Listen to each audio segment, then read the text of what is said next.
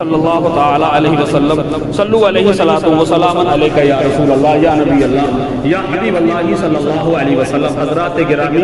قرآن مجید کی بہت ہی مشہور و معروف آیت کریمہ کی تلاوت سے میں نے خود کو مشرف کیا ہے۔ پروردگار عالم ارشاد فرماتا ہے، اے محبوب، ہم نے آپ کو سارے عالم کے لیے رحمت بنا کر کے بھیجا ہے۔ اور یہ حقیقت ہے کہ جب تک مصطفیٰ دنیا میں بظاہر تشریف نہیں لائے تھے، پوری دنیا میں ظلم و ستم، دہشت کا ماحول، لڑائی جھگڑا کا ماحول بنا ہوا تھا۔ نبی آئے تو وہ لوگ جو یتیموں کو منحوس سمجھتے تھے، بیواؤں پر ظلم و ستم کے پہاڑ توڑتے تھے، پیغمبر اعظم سید عالم صلی اللہ علیہ وسلم جب مکے کی سرزمین پر تشریف لائے تو یتیموں کے سروں پہ دستے شفقت پھیرا اور ارشاد فرماتے ہیں، جس نے دستے شفقت کسی یتیم کے سر پہ رکھ دیا اور اس کے ہاتھ میں اس یتیم کے سر کے جتنے بال آ گئے، اللہ تعالیٰ ہر بال کے بدلے میں اس کو نیکیاں عطا فرمائے گا۔ وہ لوگ جو آج اسلام کے خلاف بکواس کرتے ہیں، پیغمبر اعظم صلی اللہ علیہ وسلم کی پرسنل زندگی پہ انگلیاں اٹھانے والوں، اور تاریخ کو پتہ چلے گا پیغمبر اعظم سید عالم صلی اللہ علیہ وسلم جوانی میں ہیں اور اعلان فرماتے، یا ایھا الناس قولوا لا الہ الا اللہ تفلحوا، اے لوگوں کہو اللہ کے سوا کوئی معبود نہیں ہے۔ جب تم یہ کہو گے لعلکم تفلحون، تم کامیاب ہو جاؤ گے۔ مکے کی سرزمین پر نبی نے جب یہ اعلان فرمایا، لوگوں نے بڑی لالچ دی، لوگوں نے کہا، اے محمد ابن عبداللہ، تمہیں مکے کی حسین و جمیل لڑکی چاہیے تو تمہارے قدموں میں لا رہے ہیں، مکے کی سرداری چاہیے تو تمہیں سرداری دی جا رہی ہے، مگر تم ہمارے معبودان باطلہ کے بارے میں کچھ نہ کہو۔ پیغمبر فرماتے ہیں، میرے ایک ہاتھ میں سورج رکھ دو اور ایک ہاتھ میں چاند رکھ دو، لیکن مجھ کو رب نے اپنا رسول بنا کر کے بھیجا ہے۔ دنیا مجھے رسول کہے یا نہ کہے، بس مجھے میرا رب رسول کہے، میں رب کو اپنا رب کہتا ہوں۔ پیغمبر اعظم سید عالم صلی اللہ علیہ وسلم کو جب لالچ دیا گیا، دنیا کے اندر دیکھیں گے لوگ اپنے مذہب کے اپنے مذہبوں کو الگ طریقے سے پرچار کرتے ہیں، مگر پیغمبر نے پوری دنیا میں جس طریقے سے اپنے اخلاق کریمانہ کی بنیاد پر جیسے مذہب کا پرچار کیا ہے، لوگ دیکھ کر کے یہ کہنے پر مجبور ہو جاتے ہیں کہ پیغمبر اعظم سید عالم صلی اللہ علیہ وسلم کی ذات اتنی رحیم و کریم ہے تو ان کو پیدا کرنے والا رب کتنا بڑا رحیم و کریم ہوگا۔ مکے کی سرزمین پر لالچ دیا گیا، حکومت چاہیے تو قدموں میں ڈال رہے ہیں، حسن و جمال چاہیے تو قدموں میں ڈال دیا جائے گا، تمہیں بادشاہ چاہیے تو قدموں میں ڈال دیا جائے گا، سرداری چاہیے تو قدموں میں ڈال دی جائے گی، تاجداری چاہیے تو قدموں میں ڈال دی جائے گی، مگر پیغمبر اعظم صلی اللہ علیہ وسلم ارشاد فرماتے ہیں، مجھے دنیا کی تاجداری کی، دنیا کی حکومت اور بادشاہت کی ضرورت نہیں ہے، مجھ کو حسن و جمال کی ضرورت نہیں ہے۔ پوری دنیا نے دیکھا کہ مکے کی سرزمین پر جب بیواؤں کو لوگ منحوس سمجھتے تھے، پیغمبر نے اپنی زندگی کا پہلا نکاح 25 سال کی عمر میں 40 سال کی بیوہ حضرت خدیجہ رضی اللہ تعالی عنہا سے فرمایا اور دنیا والوں کو پیغام دیا۔ آج وہ لوگ جو اعتراض کرتے کہ نبی نے، ان کے نبی نے 11 بیویاں کری، ارے ظالموں، اگر تمہارے اندر ذرا سی شرم اور غیرت ہو تو مائی کا لال کوئی آج 25 سال کا جوان کسی 40 سال کی بیوہ سے نکاح کر کے دکھائے تو ہم سمجھے نا یہ پیغمبر کی مہربانی ہے کہ پیغمبر اعظم سید عالم صلی اللہ علیہ وسلم نے، جو لوگ بیوہ کو منحوس سمجھتے تھے، مصطفیٰ نے اپنی زندگی کا پہلا نکاح ایک بیوہ سے کیا۔ حضرت خدیجہ کبریٰ رضی اللہ تبارک و تعالی عنہا، نبی آئے تو رحمت بن کے آئے ہیں، نبی آئے تو سارے عالم میں امن اور شانتی، پیار اور محبت کا پیغام دیا ہے۔ مکے کی سرزمین پر ابھی پیغمبر اعظم سید عالم صلی اللہ علیہ وسلم منصع شہور پہ جلوہ کرنے ہوئے ہیں۔ مکے کی ایک عورت حضرت عبداللہ کو بڑا غور سے دیکھتی تھی، پیار اور محبت کی نگاہوں سے دیکھتی تھی اور دیکھنے کے بعد یہ کہتی تھی، اے عبداللہ تو مجھ سے بات کیا کر، میں تجھ پہ نثار ہو رہی ہوں، میرا دل تجھ پہ آ گیا ہے۔ حضرت عبداللہ جو پیغمبر کے والد گرامی ہیں وہ بیان فرماتے، میں ایسا کچھ نہیں کر سکتا ہوں۔ اب چند دنوں کے بعد جب حضرت عبداللہ رضی اللہ تعالی عنہا کا نکاح حضرت آمنہ رضی اللہ تعالی عنہا سے ہو جاتا ہے، پھر وہی عورت ایک دن آپ کو راستے میں ملتی ہے، اس عورت نے پھر آپ کی طرف نظر اٹھا کے نہ دیکھا، جو عادت کے مطابق روزانہ آپ سے بات کرتی تھی، روزانہ آپ سے کہتی تھی، اے عبداللہ میری طرف مخاطب تو ہوا کر، میری بات تو سنا کر، میں تجھے دل کی عطا گہرائیوں سے دیکھنا چاہتی ہوں، لیکن آج اس عورت نے حضرت عبداللہ سے کچھ بھی نہیں کہا، بلکہ نظر تک اٹھا کے نہ دیکھا، مڑ کے فوراً حضرت عبداللہ رضی اللہ تعالیٰ عنہ پوچھتے، خاتون کیا معاملہ ہے؟ کل تک تو تم یہ ڈیمانڈ کرتی تھی کہ میری طرف مخاطب ہو، آج تو تم نے نظر اٹھا کر کے نہیں دیکھا۔ وہ خاتون کہتی ہے تیری پیشانی میں اللہ کا نور دکھتا تھا، اس نور کی بنیاد پر میں تیری دیوانی تھی، لیکن سنا ہے کہ وہ نور تیرے پیٹ سے، تیرے پیٹ سے نکل کے آمنہ کے پیٹ میں داخل ہو گیا، تیرا میرا کوئی رشتہ نہیں۔ حضرت عبداللہ رضی اللہ تعالیٰ عنہ آپ ابھی دنیا میں تشریف نہیں لائے، والد گرامی کا انتقال ہو جاتا ہے، اور حضرت آمنہ جب پیٹ سے نہیں تھی، جب آپ اپنی ماں کی پیٹ میں تشریف نہ تھے، تو مکے کی سرزمین کا عجیب و غریب معاملہ تھا۔ 4-6 کلومیٹر کنویں پہ جا کر کے اپنی ضرورت کے لیے پانی کا انتظام کیا جاتا تھا، لمبی لمبی لائنیں قطاریں لگ جاتی تھی، لیکن جب تک نبی آمنہ کے پیٹ میں نہیں آئے تھے، مکے کی عورتیں حضرت آمنہ کو اگنور کیا کرتی تھی، کوئی رسپانس نہیں دیتی تھی۔ سب سے لاسٹ میں حضرت آمنہ اپنا برتن لے کے کھڑی ہو جاتی تھی کہ سب ہٹے تب لاسٹ میں میرا نمبر آئے گا، لیکن جب حضرت عبداللہ کی امانت حضرت آمنہ کے پیٹ میں تشریف لائی ہے تو خدا کی قسم دیکھے تو صحیح، مکے کی تاریخ اٹھا کے دیکھے تو صحیح، جو اب تک رسپانس نہیں دیتی تھی وہ سب کہتی ہٹو ہٹو آمنہ تشریف لا رہی ہیں۔ اب عرب کا دستور دیکھے، جس کے شوہر کا انتقال ہو جائے، جس کے شوہر کا انتقال جو دنیا سے چلا جائے، اس کی عورت کے لیے عرب کا دستور یہ تھا کہ وہ نیا کپڑا نہیں پہن سکتی تھی، وہ خوشبو نہیں لگا سکتی تھی، وہ میک اپ نہیں کر سکتی تھی، وہ بناؤ سنگار نہیں کر سکتی تھی۔ لوگوں نے دیکھا جبکہ اس وقت حضرت عبد المطلب جو میرے آقا کے دادا ہیں، مکے کے متولی ہیں، مکے کی کعبے کی ذمہ داری حضرت عبد المطلب کے ہاتھوں میں، لوگوں نے کہا اے عبد المطلب ہم تو دوسروں کے بارے میں محسوس کرتے ہیں، لیکن اب عرب کے دستور کے خلاف، عرب کے آئین کے خلاف، عرب کے قانون کے خلاف اگر کوئی دھجیاں اڑا رہا ہے تو تمہارے مرحوم بیٹے کی بیوی حضرت آمنہ ہے جو عرب کے دستور کے خلاف جا رہی ہے۔ ہم نے دیکھا ہے کہ وہ جب گلی سے گزرتی ہے تو خوشبو آتی ہے، کیا مطلب ان کو عرب کی تاریخ کے بارے میں معلوم نہیں، عرب کا دستور معلوم نہیں، جس کے شوہر کا انتقال ہو جائے وہ بیوہ عورت خوشبو نہیں لگا سکتی، وہ نیا کپڑا نہیں پہن سکتی، وہ بناؤ سنگار نہیں کر سکتی۔ حضرت عبد المطلب نے جب اپنے بیٹے کی بہو کے بارے میں یہ شکایتیں سنی تو ایک دن شام کے وقت میں تشریف لائے، اور تشریف لانے کے بعد کہتے ہیں بیٹی میں نے ایسا سنا ہے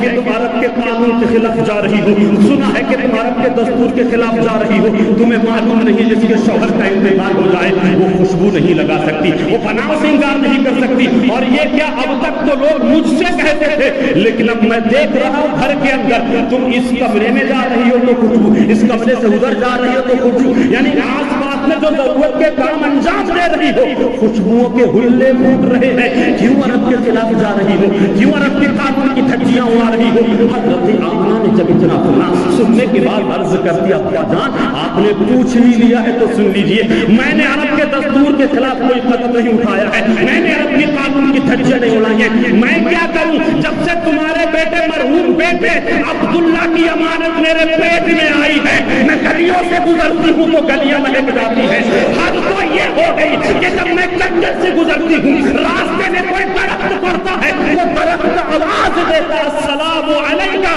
یا ام رسول اللہ، اے اللہ کے رسول کی ماں تجھ پہ سلام کی ہو۔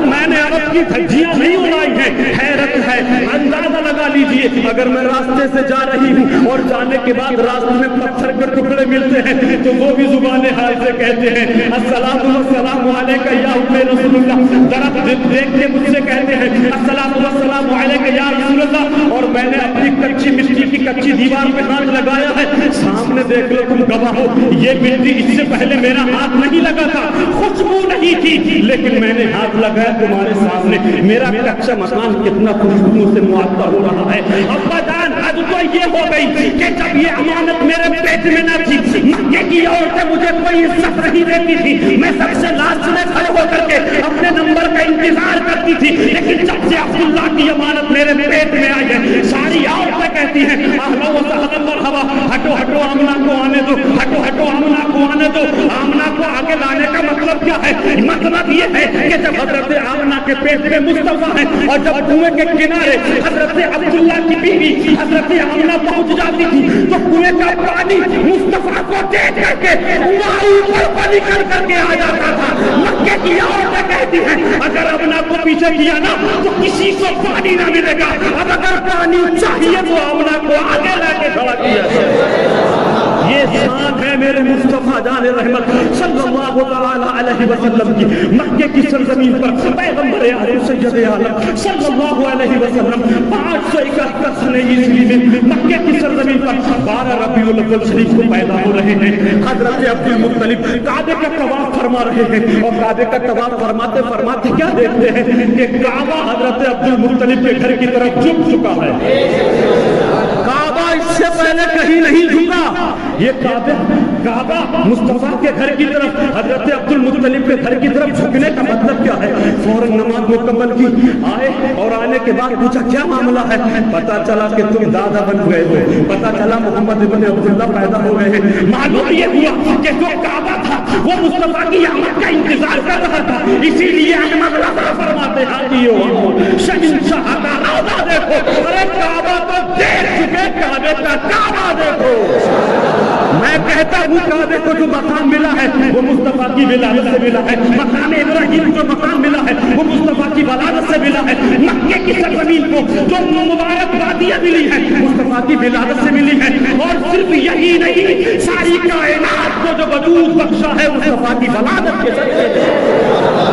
پیغمبر اعظم سید عالم صلی اللہ تعالی علیہ وسلم مکے کی سرزمین پر منزہ شہور پر جو لوگ ہوتے ہیں, آج ہم اپنے گھروں کو روشن کرتے ہیں, روشنیاں کرتے ہیں, اپنے گھروں کو دلہن کی طرح سجاتے ہیں, اپنی مسجدوں کو دلہن کی طرح سجاتے ہیں, اپنے مدرسوں کو دلہن کی طرح سجاتے ہیں, اپنے محلوں کو دلہن کی طرح سجاتے ہیں. پھر بھی لوگوں کو تکلیف ہوتی ہے, پھر بھی لوگوں کو اعتراض ہوتا ہے, میاں مسجد ہم نے سجائی ہے, تکلیف تمہیں کیوں ہو رہی ہے؟ گھر ہم سجا رہے ہیں, تکلیف تمہیں کیوں ہو رہی ہے؟ محلہ ہم سجا رہے ہیں, تکلیف تمہیں کیوں ہو رہی ہے؟ مدرسہ ہمارا سج رہا ہے, تکلیف تمہیں کیوں ہو رہی ہے؟ جھنڈا ہم اپنی مسجد کی چھت پہ لگا رہے ہیں, تمہیں تکلیف کیوں ہوتی ہے؟ جھنڈا ہم اپنے گھر میں لگاتے ہیں, تمہیں کوئی تکلیف ہوتی ہے؟ ارے تم نہ کرو.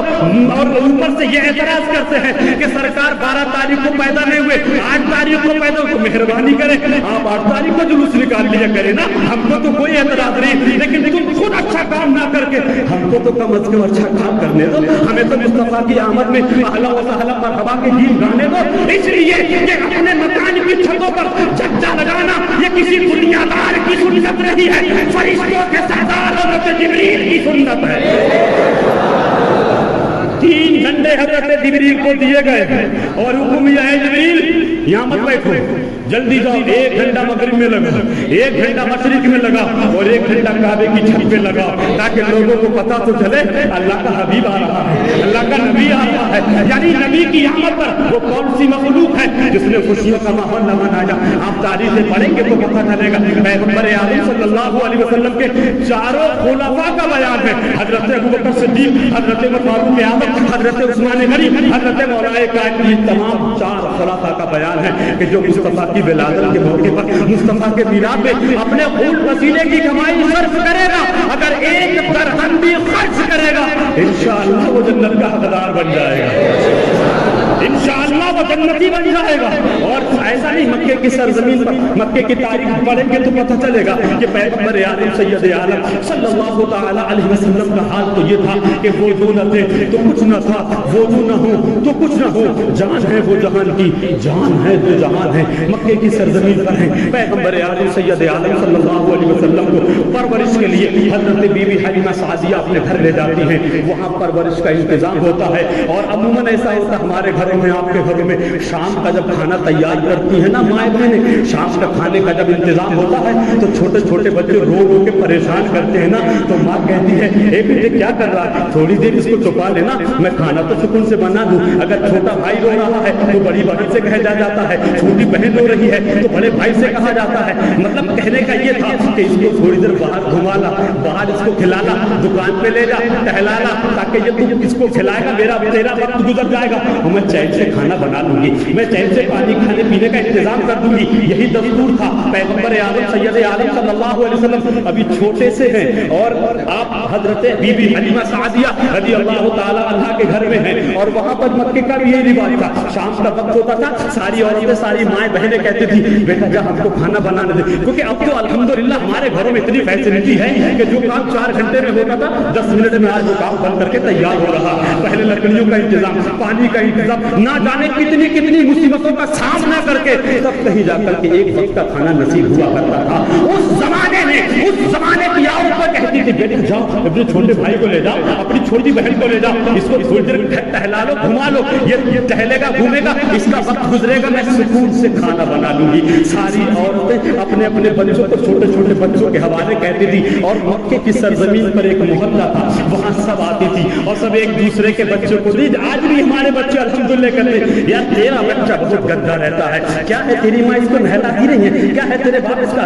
अमन होता है कि नहीं होता है। आज भी हम क्यों कहते हैं यार ऐसा आदमी बच्चों को तो कम से कम साफ सुथराई के साथ रखा करो। तो उस जमाने में भी कहा जाता था तेरा बच्चा बड़ा सोहला है, तेरा बच्चा बड़ा खूबसूरत है। यानी सब बच्चे एक दूसरे की तारीफ करते थे। और बीबी हलीमा सादिया की एक लड़की थी जिसका नाम हजरत शीमा था, वो सबकी सुनती थी। तो सब लोगों ने जो अपने छोटे छोटे बहन भाइयों को खिला रहे थे, उन्होंने एक दिन कहा ए शीमा क्या तेरे घर कोई बेटा नहीं है, क्या तेरे घर कोई छोटा भाई नहीं है, सुना है तेरे घर भी तो कोई छोटा भाई है, देख हमारा बेटा कितना सोहला है, हमारा भैया कितना अच्छा है, कितना खूबसूरत है। हजरत शीमा के दिल पे ये अल्फाज बिल्कुल तीर की तरह चुभ गए और फौरन बच्चों के दरमियान से निकली और हजरत हलीमा सादिया के पास आई और आने के बाद अर्ज करती अम्मी जान अब तो बिल्कुल दिल दुख चुका है, रहा नहीं जाता है। मक्के के लोगों ने ऐसे ऐसे मुझसे कहा है, सब अपने अपने वीरों की तारीफ करते हैं, सब अपने अपने शहजादों की तारीफ करते हैं। अम्मी जान इजाजत हो तो 2 मिनट के लिए मुझे अपना शहजादे दे दो,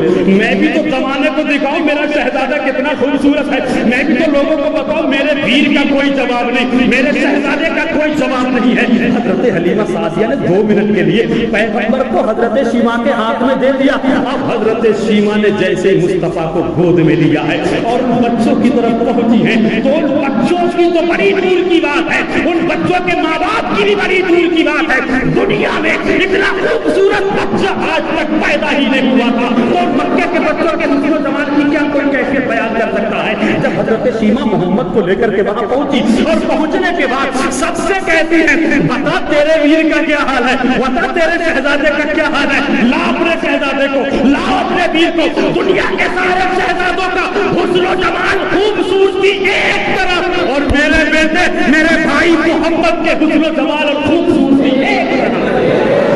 सबने कहा शीमा हम तो यूं ही तुझे छेड़ रहे थे, हम तो यूं ही मजाक कर रहे थे, भला हमारा वीर तेरे वीर से बेहतर कैसे हो सकता है, हमारा भाई तेरे भाई से बेहतर कैसे हो सकता है, हमारा शहजादा तेरे शहजादे से कैसे बेहतर हो सकता है। हम तो बस इस वीर को देखना चाहते थे, इस शहजादे की जियारत करना चाहते थे। इसीलिए बरेली के आला हजरत फरमाते हैं सारे ऊंचों में ऊंचा समझिए जिसे है उन ऊंचों से भी ऊंचा हमारा नबी, सारे अच्छों में अच्छा समझिए जिसे है उन अच्छे से भी अच्छा हमारा नबी। ये है नबी का बचपना, ये है नबी की शान। नबी बचपने में बेमिसाल, नबी जवानी में बेमिसाल, नबी जिंदगी के हर हिस्से में लाजवाब और बेमिसाल है। नबियों ने मुस्तफा की जवाब नहीं। आओ देखो पैगंबर आदम सल्लल्लाहु अलैहि वसल्लम के अलावा और भी बहुत सारे नबी रोए हैं, गिड़गिड़ाए हैं, गिरियोदारी की है। हजरत यहया अलैहिस्सलाम खौफ खुदाबंदी में बहुत रोते थे, हजरत याकूब अलैहिस्सलाम हजरत यूसुफ के लिए रोते थे,